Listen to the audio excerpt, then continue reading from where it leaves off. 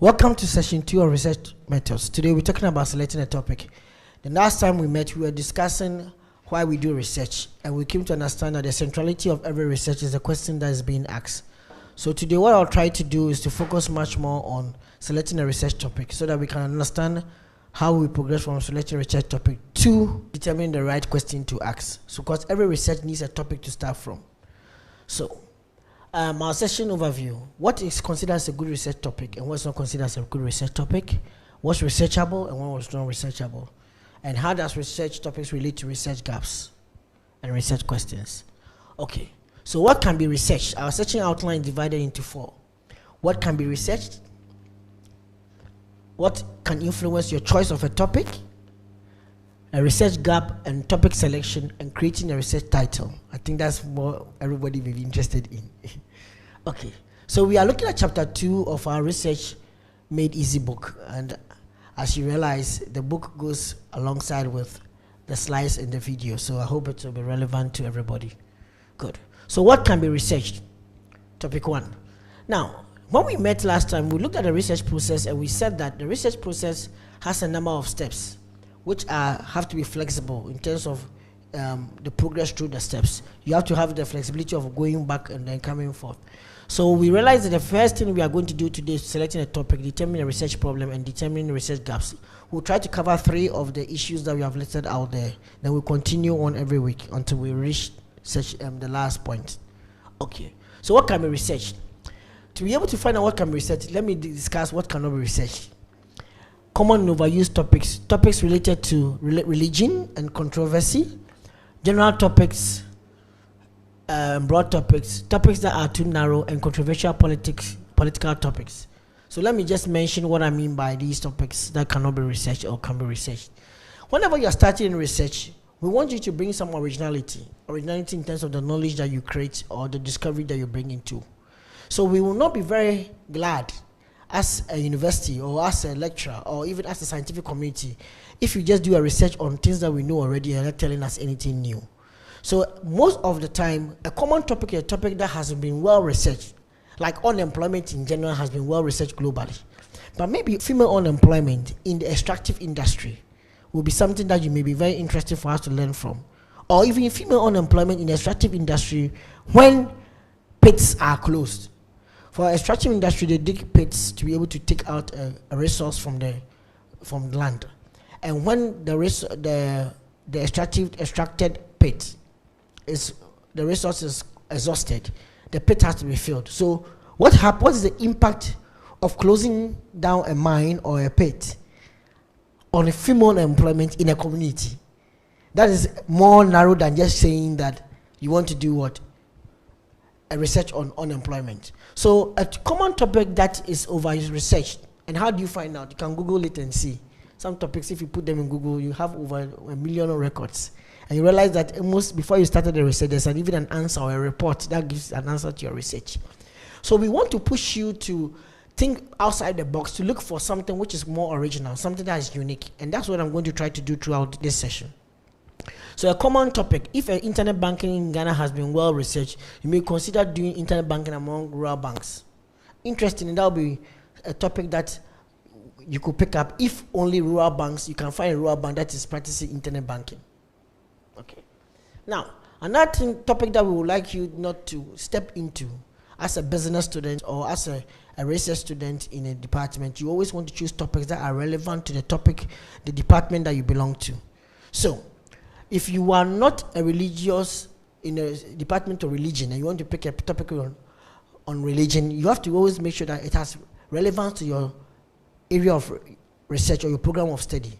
For example, if a marketing student wants to do something on religion, he can do a topic on marketing of churches or the impact marketing practices of churches in Africa, or like what some researchers have done in the past, dialogic communication of churches in Africa, how churches communicate using different mediums of communication. That could be something that a communication student or a marketing student may want to consider.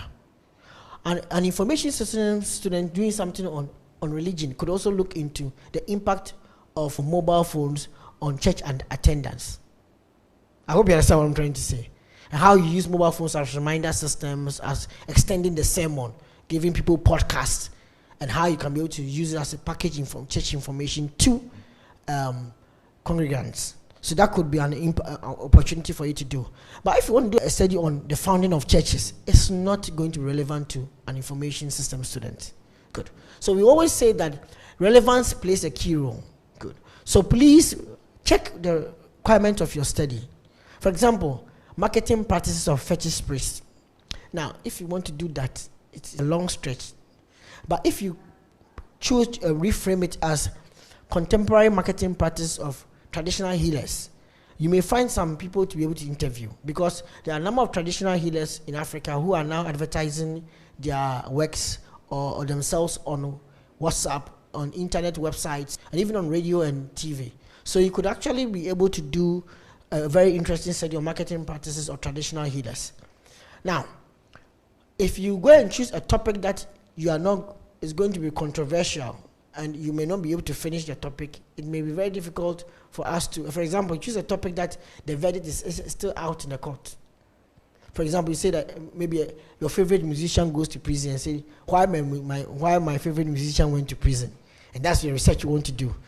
And you want to do a research on injustice and in that case. One, you have to be very careful you don't go and do a research and interview people that will bring contempt to the issues that you are trying to ask them, because some people may stay away from the issue. For example, you may want to do a research on maybe genocide that occurred in Africa, and you want to do a research on that. Ask yourself whether you may have access to the people who will answer questions on it, or what perspective are you going to take the questions from. So we want to make your research researchable. So please choose topics that are within the, I'm not saying that you can't do topics which are within your, outside your reach, but what we want to emphasize is that, can you even finish on time the topic you want to research on? Can you have access to the data? Remember what we said the other time concerning the research process. The fact that sometimes the research design has to change because your access to data can become limited. And that means that if you don't have enough sufficient data to be able to analyze, you can't answer the research question. So we want you to be very realistic in making choices of topics. So make sure that you can complete the research on time and have relevant and appropriate data to make conclusive answers. Otherwise, your research will fall apart, not because the research topic was not good, but because you didn't have access to relevant data that could answer your questions. Like we were talking about smartphone adoption by Market Women Agbozome, and you go there and nobody's owning a smartphone. You have to change your question to basic phones.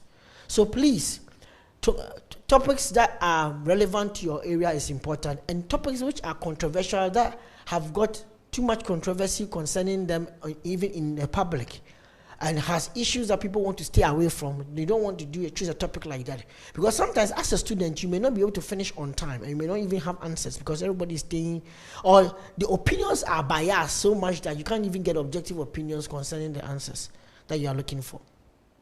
Good. Now, sometimes you also have topics which are too broad. Students choose a topic, service marketing. I want to do a research on service marketing. What about it? I say, oh, I still want to do research on service marketing. Or a topic that is quite outrageous in the context in which is being placed in. It's a broad topic, but it's not relevant to where we are. For example, a student came to me to ask that he wants to do a research on why Ghana has not gone to space. And I said, oh, relevance, and you are in a business school and you want to do a research on why Ghana has not gone to space. Or another student who was saying that if Ghana should move from an 8-hour work schedule to go to an 18-hour work schedule, what would be the impact on roads? Not on job stress, on roads. And I was asking him that, who does road transportation research within a business school? 2, you are trying to ask what if question, which is not bad, because we learned something about predictive research. But in this case, you are asking a what if question based on a phenomenon which is very, very far stretched from even our country. How many people would have even thought about that? Anyway, so too much of a general topic or a broad topic may not be relevant, or may be too broad for you to research on. And that's in that same way, a topic which is too narrow may not be also relevant or researchable for you. For example, you want to do a research on why John broke up with Sarah. This is like, looks like witch hunting, trying to find out why John left Sarah. Maybe ask a roommate of Sarah. He could answer the question for you. You may not need to do a research. But in another words, what we are trying to point out is that if John is not maybe the president's son and Sarah may be the former president's daughter, so you are studying presidential relationship, it's a unique case, then stop it. Because you are narrowing down the question on John and Sarah when there's nothing unique about them. So if you're not an extreme unique case, then don't try to do a research on why John broke up with Sarah. Maybe if you step out and try to do a research on determinants of breakups in relationships among undergraduates, that is quite generic, much more open for people to share different views, and you may have a lot of different experiences. Quite a number of people who have gone through this, and they can share from their perspectives. Even quite a number of people who have even finished university can even reflect back and even give you feedback on this one. But John broke up with Sarah is quite more of, looks like you are witch hunting for why John and trying to find out why he's not with Sarah, and maybe John may ask you that, why are you also interested in Sarah? Okay. Now, so we have looked at some of the key things that we want to stay away from. So what should we try to do? Now, what can influence your topic?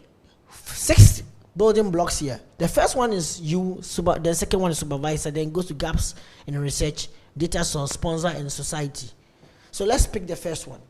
You the researcher, your values, your interests, your beliefs, relevance, experiences that you have gone through. I write in my book that part of what influenced my choice of PhD topic was what I had gone through in my master's. We did an assignment in my master's which was focused much more on e-commerce in developing countries, and we're just supposed to write a paper, an essay on it. And after that, I fell in love with the topic, and I wanted to do that one for a PhD. So sometimes your own interest, an assignment that you have done, or a topic that you did during a semester, you could find out that all the courses that are being taught, you like this topic very much. So it draws your attention. Hence, you want to do a topic and research in that area. So your topic of interest can come from you yourself. Now, the reason why you is very important is because you are the one going to wake up at night to do the reading. You are the one going to sit down and do the writing. So if you are not interested in the topic, why didn't you want to start? So you play a key role in choosing a choice of a topic. The next one is the supervisor. The supervisor is prime, is more important than you. The reason is that within a university context, we said the degree is awarded. Who awards the degree? The supervisor plays a key role in awarding the degree, in the sense that he is the one going to supervise you and going to attest that you have done a good dissertation and you should go and submit. So you want to make sure that the topic you choose fits the interest of the supervisor. Otherwise, your supervisor relationship is going to be very poor. The supervisor can help you by helping you understand what to choose, what to do, what not to do, how to develop your questionnaire, give you pointers on what you are going wrong or when you are veering off. So I always encourage students to always choose a topic that has a relationship to what the supervisor has taught before or has done research in the area before. For example, if you realize, go into your CV of your supervisor or the resume or list of publications, you can find out some of the topic areas that he researches on. That can give you an insight into what are the possible interest areas that may be relevant to him. Some supervisors give the topic areas out and publish it to the students.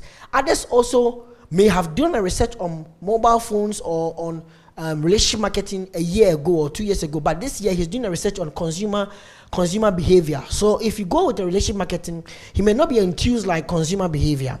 So it's always good that you look at their list of publications, what they have done recently, what they have done in the past, and go and tell them that, it seems you collected data on this and this in maybe Kumasi. I'm also interested in it, but I'm more likely to do it from Takoradi. So you're actually replicating the study. He may even share his questionnaire with you. It also helps him to even share his literature database, what he has downloaded already, with you. So, but if you choose a novel area that your supervisor is not interested in, much of the heavy lifting is going to be done by you, the student. Because one, his interest is not there, and two, he may have no knowledge. Not all supervisors have every knowledge. You know, he has knowledge on how to supervise you, manage your work process, but he may not have in-depth knowledge on who are the key authors in the topic area you have chosen. So if you don't read a lot, you are going to he's going to feed on what you tell him.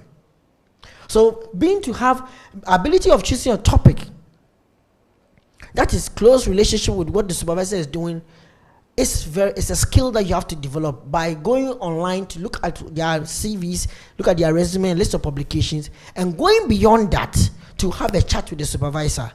So you can also have a chat with them and to understand what they have done, research they have done before. The next thing that can also influence your choice of topic is the data source. The data source is where you collect data from. Sometimes you can be restricted to a particular data source because maybe you are interested in working in that company. So you want to do something on MTN Ghana. So whatever it is, even if your study doesn't fit MTN Ghana, for example, your supervisor is interested in 4G, and 4G is being popularized in Ghana by Selfline. MTN doesn't have Selfline. So you create a topic like, why doesn't MTN have 4G? That's the topic you want to do. I hope you understand what I'm trying to say. So sometimes students push themselves into a particular topic area because of the data source. Or he wants to collect data from the northern region in Ghana because he works there and he realizes that maybe the topic doesn't fit there, but he still wants to do that. You want to be very careful about that. Make sure that the data source, even though it can guide you, doesn't let you try to fit a hat on a head that will not fit. Make sure that the data source and the topic have a connection together. Otherwise, you will have a poor link or a poor connection or a poor fit, and it will affect the whole study. Good. And one other thing is you also want to be very careful with the current trends. Sometimes innovations can even propel students to think about new topics that they want to research on. A student of mine did research on cloud computing. And one of the reasons why he chose cloud computing, because cloud computing is a buzzword in Ghana now, and you've seen there's a drive by mobile companies to be able to provide cloud services to companies and to individual consumers. So there's an opportunity for you to do a research in that area, and these are some of the discussions that are going on in the media. Another topic that may be relevant is climate change. There's a lot of buzzwords about it, or even terrorism, or cybercrime, because they have become current trends in society. Somebody may be drawn to it. Now, what you want to be very careful about current trends is that sometimes they have not gained maturity. For example, the impact of wearables on consumers in Ghana. Wearables are these watches that have smart watches that have come, or smart devices that have come that you can wear them. Google Glass, and then the Samsung gears that people have come, and the Apple Watch that has come up. Now, how many Ghanaians own Apple Watch? It's even yet to be launched. Or how many Ghanaians own Google Glass? Or how many Ghanaians are even using Samsung gear? Even though you have got gear 2 now, the penetration rate is quite low. So if you want to do a research on that, then you have to maybe pick only Samsung workers. And even not all Samsung workers are actually owning that. So when you choose a contemporary topic, or a current trend, you always want to also be very careful that has it gained enough maturity for you to be researched on. Otherwise, the perceptions that you may get may not give you enough information to develop a very good answer to the research question that you may have. So current trend is interesting, but be very careful in choosing such a current trend. Sponsor. Sometimes a researcher may be sponsored by a company, and because of that, the research is supposed to be done for the company, or the research will be shared with the company. Now, 2 issues can happen here. The company can tell you that do the research on us and no other company, and when you finish, let us read it before you submit it. The second thing is that if they are going to read through it, that means that they can control what you can say out there or publish as your result. So the difficulty comes with students. A student may be required by the university to be very critical. You do a study on accounting practices of SMEs, and you're working in a particular SME, they are sponsoring you, and you find some bad accounting practice, and you're going to give the report to them. And you know that in writing this report, it means that the MD is in trouble, or some employees will be in trouble. If you are not very careful, you may also lose your own job by writing that. For example, my recommendation is that the MD should be fired and the deputy MD should be reassigned to the local branch. Now, if you submit such a study, you know that the MD who signed for the sponsorship for you may end up writing that if I'm being fired, then you have to return the money back to the firm. So what will be relevant for you? And your supervisor is also expecting you to be critical. So we encourage that you represent a critical report to the university and represent a different report. I don't know how you're going to water it down, but communicate it in a sense that it protects you yourself and maybe protects some of your respondents. Because some of the issues, if you write them, people can know, a person who is reading can know that, oh, this is pointing to this person, this is pointing to that person, which could actually affect the relationship that you may have with the company. I will encourage you that if you are doing something with a sponsor, you want to be very careful what you say and what you don't say in the document that you give to the sponsor. So sponsor can actually affect how the report turns out to be. Then you can also have the most important one we call the research gap. The most important point is the research gap, because the research gap is what you are responding to. The research gap gaps are discrepancies in existing research or literature which need to be addressed. So it means that these are issues or areas of study that there are reasonable gaps or has received less attention. Hence, there's opportunity for you to bring something new and original. Means the knowledge that we have in those topics are less or are inconclusive. So we need a better conclusion by doing a new research. Now, let me give an example. This is an illustration of a research gap from a paper which was written by Professor Abo, who is the Dean of the University of Ghana Business School. Now, he writes on corporate governance and financing decisions of Ghanaian listed firms. A listed firm is a firm that is on the Ghana Stock Exchange. Now, he said corporate governance has been identified in previous studies to influence firms' financing or capital structure decisions, which also affect performance. So you understand that he's talking about that previous studies have established the relevance of corporate governance to firms' financing decisions and their performance. Now, said these empirical studies tended to focus mainly on developed economies with inconclusive results. Now, when somebody tells you that something has focused mainly on something, mainly on developed economies, what he's trying to point out is that there is a focus on one aspect, which is developed economies. That means that if there's too much focus on A, that means that it's at the discrepancy of what? Or there's less focus on B. So, if they have been focused on developed economies, that means that there's less focus on what? Developing economies. So that is one gap. And he also says that the ones that have even focused on developed economies have got inconclusive results. Inconclusive results here. Inconclusive results means that the understanding or the findings are inconclusive, so we still don't know what to do about it. Then he goes on to say again, very little. Now, very little also shows a discrepancy. The words like very little has been done on corporate governance in sub-Saharan Africa. Developed countries have got a lot, but they are inconclusive. Developing countries don't have much. Among developing countries, you have got sub-Saharan Africa, which does very little, especially with respect to firms' financing decisions. So means that firms' financing decisions have not received much. I hope you see that there. Firms' financing decisions have not received much, especially in sub-Saharan Africa. So within the first 4 lines, Prof. Abo has been able to establish about 4 gaps. One gap with too much focus on developed economies with inconclusive results. First gap is that inconclusive results in current research on corporate governance and firms' financing decisions. Second gap is that there's too much focus on developed economies at the expense of developing economies. The third gap is the fact that even in sub-Saharan Africa, there is less focus on it. The fourth gap is that within sub-Saharan Africa, there's almost nothing on firms' financing decisions. However, he continued to say that in Ghana, for instance, economic development and restructuring have introduced modern forms of business activity and diverse financing structures like Ghana Stock Exchange in the past 2 decades. Thus, firms are being exposed to more financing options than previously. It means that in Ghana, you have financing options being increased because of what stock exchange have been introduced. Now, when financing decisions are increased, that means that Ghanaian firms have got more options for their financing. But it is happening in practice. There is not much research on it in literature or in academia. So the gap here is that it is crucial to determine how current issues in corporate governance affect the financing decisions of Ghanaian firms. Prof. Abo found out that there was a gap in understanding corporate governance and firms' financing decisions in sub-Saharan Africa. To be able to do that, he realized that Ghana has, there is a gap. A gap can exist because there is not much there to be researched. But he then realized that Ghana itself has now established stock exchange. And when you establish stock exchange, financing decisions of firms increase.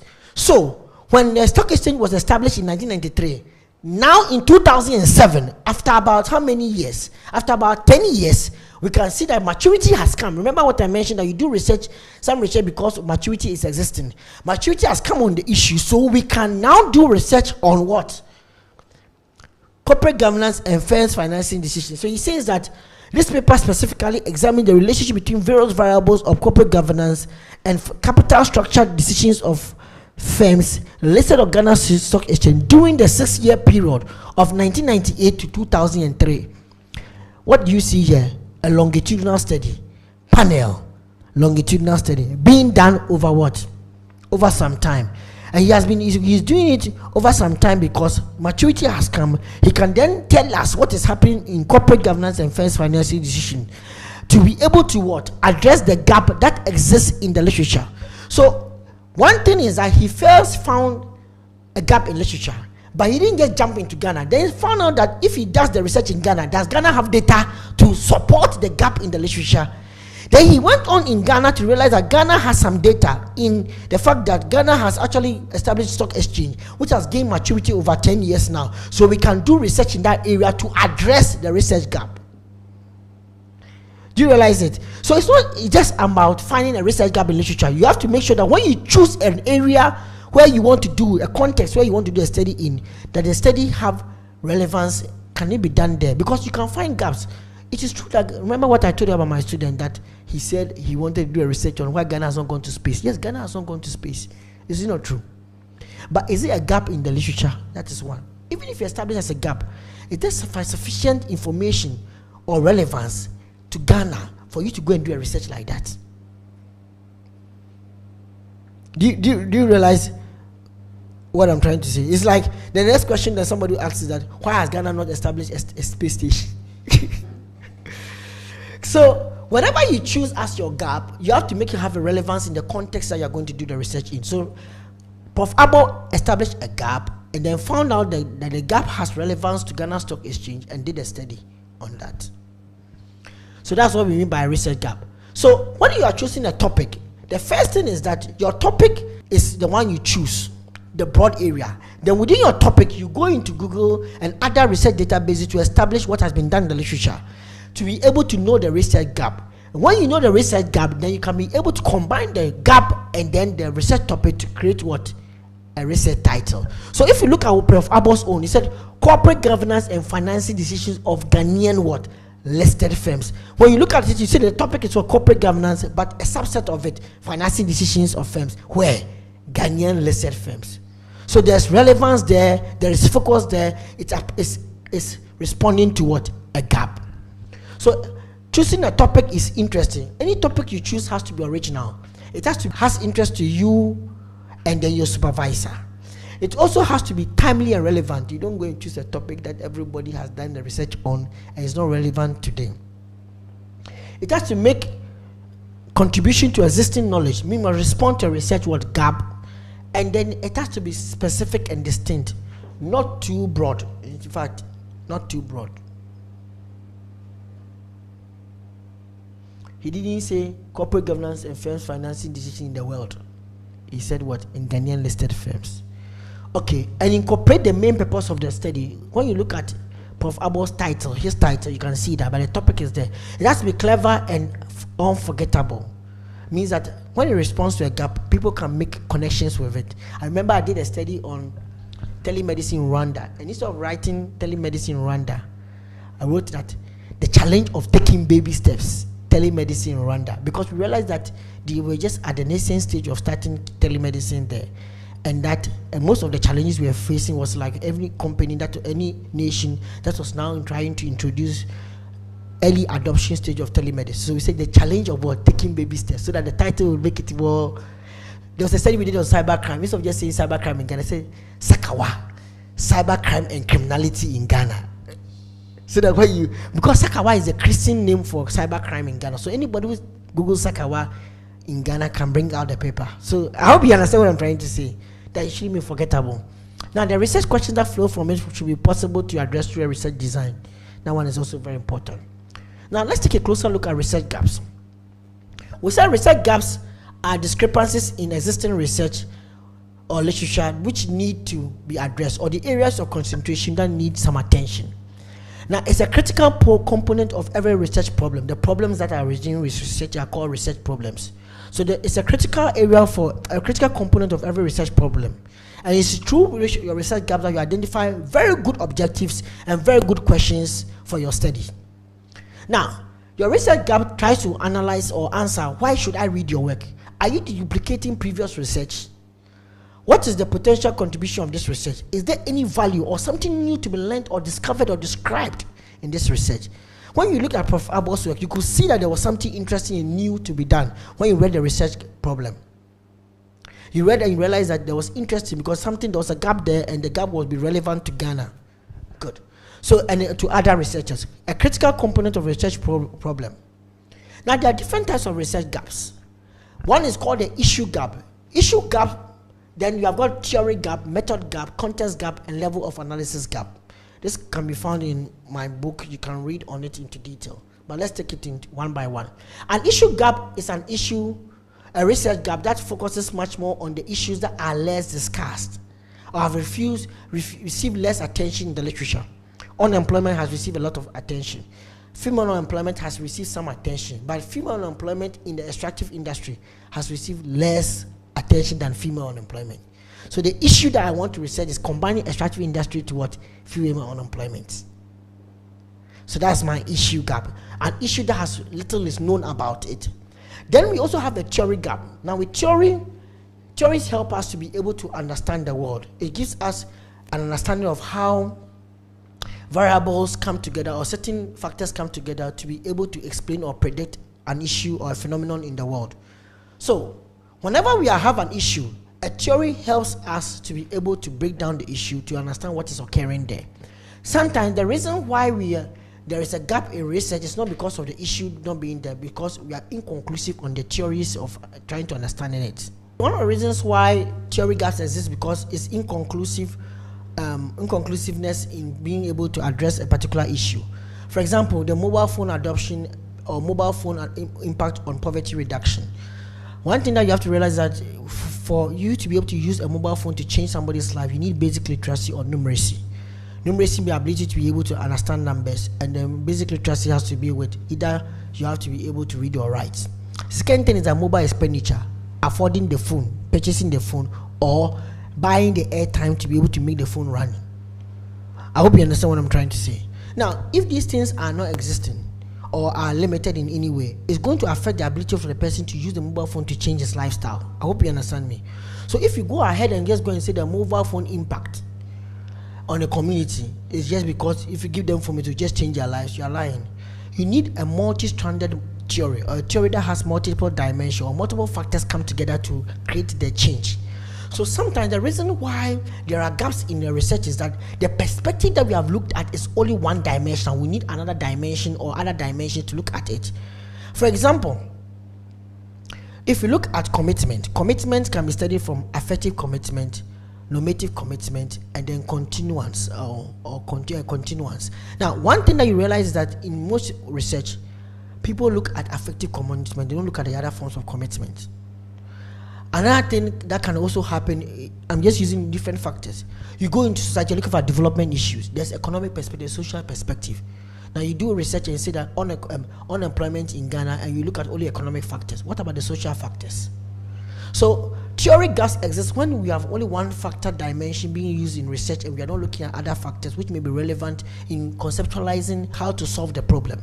So in other words, if the theory is a theoretical framework is less discussed or less represented in literature, or the current theories are inconclusive in explaining what we are trying to study, then we have a theory gap.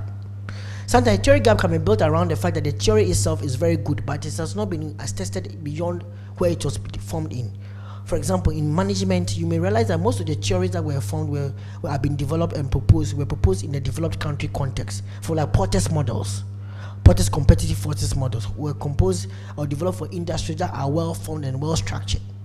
Now, if you get to a volatile market like West Africa or in Africa, and you want to translate Porter's model straight into a developing country, you may find it very difficult to see all the 5 forces working in a particular industry. So it might not be easily translated. And that means that you can, sometimes a student can pick a study by challenging a theory from one context which was developed in it to see whether the propositions in the theory, the propositions that have been postulated in the theory are applicable in an emerging economic context. A method gap. A method gap has to do with the fact that the research approach has been focused on only one method at the expense of other methods, or other methods are less represented. Sometimes a topic like unemployment has been studied more from an economic perspective with more numbers, so you see more quantitative studies. But if you do a qualitative study on unemployment, you really come to understand what it means to be unemployed. What it means to be unemployed, and a person goes to church and he doesn't want to sit in front because he doesn't want to be seen that he was not putting money in the offering or collection basket. I hope you understand what I'm trying to study. And you see that unemployment can mean that a person will say that he eats only 1 meal a day, but you can't get these experiences if you're doing a quantitative study. It is out of a qualitative study that you can get to see the meanings people associate. You realize that if you are studying unemployment from a qualitative perspective, you come to understand what maybe a shirt means to somebody and why he has only one white shirt and it's always neat. Why you're always in neat white shirt? It's always because I have only one. I hope you understand what I'm trying to say. So, doing a research from the perspective that previous researchers have looked into the same issue, but from one approach. Maybe all have been quantitative, maybe all have been qualitative, but you want to use a mixed method approach, combining qualitative and quantitative. So that's why we say a method gap can exist. Or all the studies have been quantitative is inconclusive. Then you can have context gap. Context gap may have to do with geographic region. All the studies are in developed economies at the expense of developing economies. We saw that earlier. Or all the studies are in West Africa and there's less studies about the issue on Southern Africa. Good. Then the level of analysis gap. Sometimes the studies can be done at different level of analysis. For example, you are trying to do a study on child trafficking, and you can actually take it from child trafficking in Ghana at the micro level. Now, what you can do is child trafficking in Ghana, evidence from victims. So you are interviewing victims. Or you can do child trafficking in Ghana, the role of religious institutions. You are now doing it at a meso level, looking at how religious institutions and other institutions in society can be able to curb or constrain child trafficking. Then you can say child trafficking in Ghana, a review of policies and frameworks. Then that one then comes at the macro level, where you look at national policies and how they affect child trafficking. Then child trafficking in West Africa, a comparative study of Ghana and Nigeria. Then you're coming to it at the meta level. So you can have the meta level study, a macro level study, a meso level study, and a micro level study. So at each of them, you could actually find out what gaps exist and then choose to do your study from that perspective. That's what you say that. Now, in terms of research, we always encourage that you can actually combine an issue and context and get an issue and context gap. Most often than not, it's encouraging for students to choose a complex gap, combining two types of gaps, either an issue and context or an issue and theory, or issue and method, issue and level of analysis, theory and context, and theory and method. For somebody who is just doing a business program like an MBA program, I may encourage you, or a level 100 student, you may just do issue and context or issue and level of analysis. But for a research student or a PhD student, you may want to talk about go beyond issue and context. So sometimes you look at issue and theory, and issue and theory and context, and theory and method could be actually be, because it actually increases the value of contribution that you actually bring to the research, or the originality that you bring. Because sometimes just issue alone may not be that original unless you are able to add, especially at the PhD level, unless you are able to add a theory to support it. Good. So how do you come up with a research gap? A research gap will be established through a number of steps. First of all, most of the research gaps always begin with a write-up that looks at acknowledging what has been done in the past. So they will say that they will establish the field by identifying what has been done in the past concerning the problem, and then they would point out some of the gaps that exist in the area, and then make a choice for one of the gaps that they want to research on. So they'll say establish a field of topic like corporate governance and firms financing decisions, then summarize the previous research and complement them. Whilst these studies have been done in this area, but this research have been focused on this and that, and complement them. But then you point out some of the gaps that exist and then make a case for new research.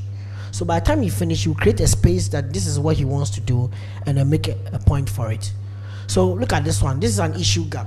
While there has been some research on the general impact of female unemployment, so this is the some research acknowledging what has been done on the area already. Little has been done or written or about the effects of pit closure on women's lives. So this guy is making a case for the need for more research on female employment after a pit close in the extractive industry. So you see this example, while there's been some research acknowledging what is there on the general impact of female unemployment, little has been written about, little has been published. That is why you see this has been written about the effect of pit closure on women's lives. Look at this one too. Research problem, illustrating a research issue gap. The adoption of social media by government confronts a series of barriers. So he's telling you there are some issues, there are problems there. Some of these barriers relate to, then he will list out the barriers: records management, privacy and security issues, accuracy, administration, specific requirements. As social media includes two-way communication, the risk of inserting malware in government websites exists. You see, this reference here is the same as the reference that is here. So what the author is doing is illustrating, taking the problems and illustrating them. So he's now commenting on them. So the IT people should be prepared to protect government's information technology infrastructure. Governments that would like to implement social media need to verify if people in charge of updating the media will have time to update the new communication channel. They also need to answer other questions such as what to post, how and when often they will update. Now this is another one, Breyer's own and Laxben's own. Now all of them is taken from the previous research that he pointed out that has been done. So the lack of resources and procedures could undermine the accuracy of information posted. He has described the nature of the problem, illustrated literature from there. Then I say, although the use of social media in Mexican state portals is recent, it's coming to a context of Mexico. The development of relationships between government and citizens is growing fast. Now I said it's recent. When something is recent, it means that it's yet to gain maturity. However, in contrast with other countries, it's showing you a context gap. In contrast with other countries, comparing Mexico and other countries, to our knowledge, there is still no guideline for the use of social media in Mexico. The study of perceived risks, benefits, and strategies will be very helpful in developing in those guidelines. So what it has been able to point out is that there's a need for you to develop guidelines for public sector use of social media. And if they don't do that, all these problems that he has listed here could occur. So the gap established the problems and pointed out that even in Mexico, they currently don't have a policy for social media, but other countries around Mexico may have it. So the gap is pointed out there that there should be a need for there's a need for strategies for guidelines to guide the use of social media in the public sector in Mexico. Now this one is another one that looks as it goes beyond the issue gap to look at something we may term as more of a theory gap. Coming from the Mexico case, which was an issue gap, this is an example of a theory gap. It says, in education in general, evaluation has played a vital role for more than 100 years.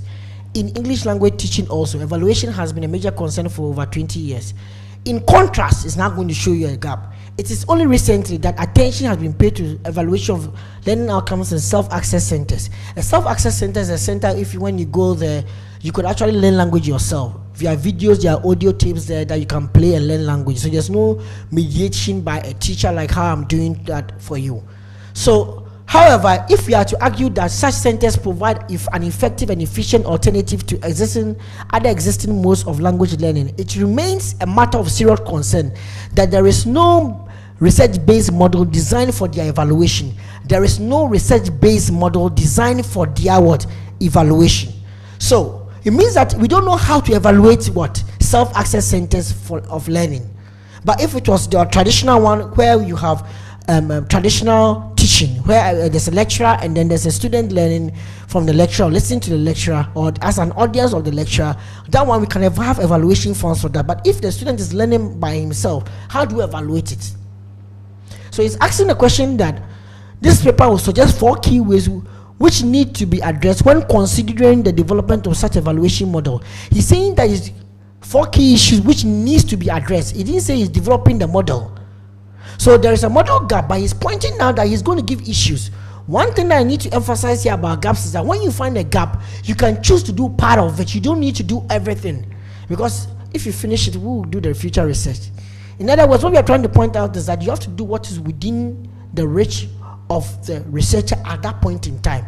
Time of resources, time to be able to invest in the research to be done. What is relevant. Sometimes a research is too comprehensive, and you may break the research into different pieces to be able to do it. So this one says that it will consider 4 key issues that will be necessary for development of that model. Now, on this slide, we have a research method gap. On the research method gap, there have been a number of valuable studies of self-employment using cross-section data. Remember, I told you there's longitudinal and cross-section data. So he's pointing out that if there are too many studies on cross-section data, then there's a need for studies on longitudinal data.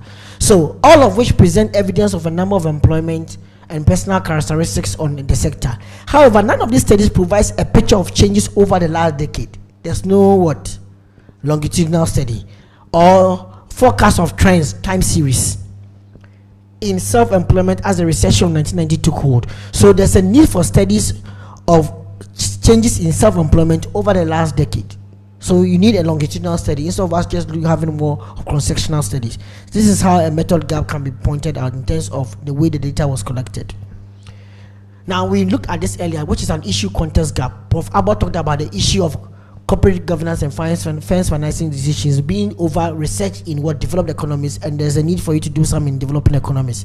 Then pointed that Ghana is ripe for such a research by pointing out that Ghana has a stock exchange which has received much input but less research, so there's need for research in that area. So he combined the context to the issue and solved the problem. Good. Then you can also have another context issue gap. Look at this one.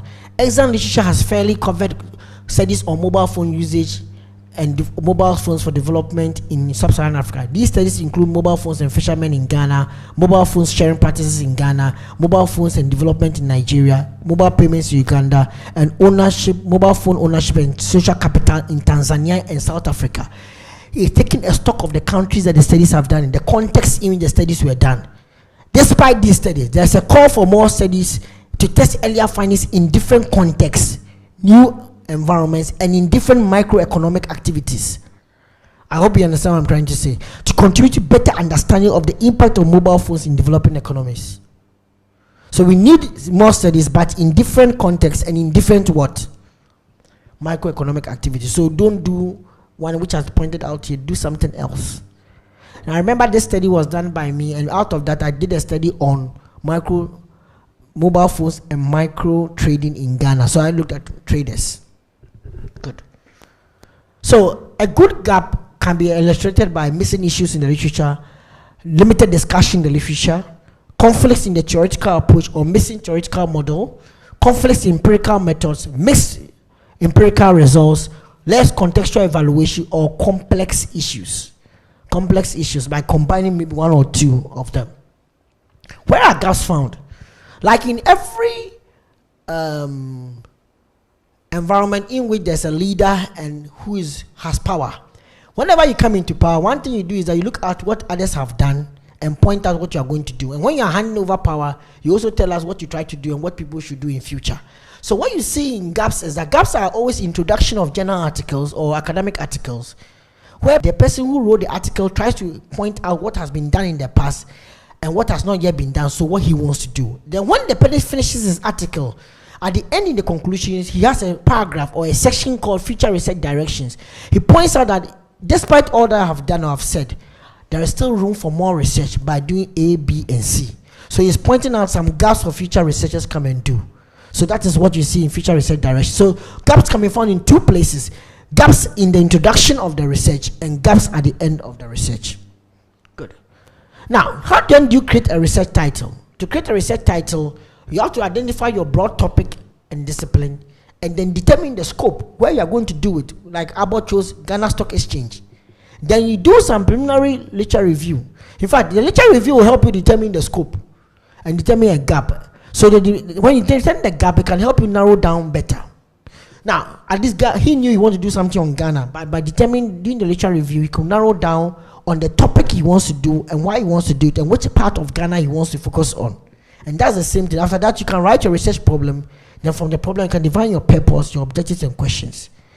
Then, when you have done that, you can revisit your title or your topic to make it closer so that the relationship fits perfectly. Sometimes when students finish everything, they don't go back to revisit their title because they think their title has been signed and approved. But the problem is that by the time you finish, you see that a better title comes in mind, especially after you have been able to finish collecting your first hand of data. Now you know that this is sure, nothing has changed. You can still do this topic.